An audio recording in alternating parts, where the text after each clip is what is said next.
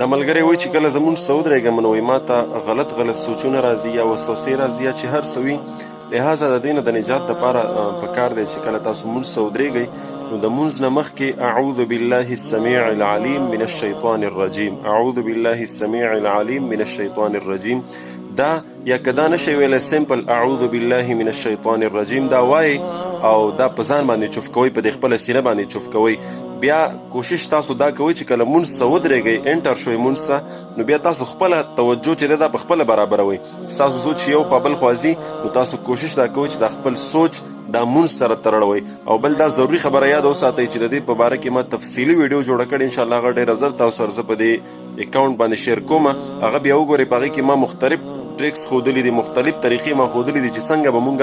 مونځ کې خپله توجه چې دی دا برابرو او څنګه به د شیطان د سوچونو او وسوسو نه بچ کېږو. انشاءالله هغه ویډیو تاسو زه اپلوډ کوم، هغه بیا وګورئ.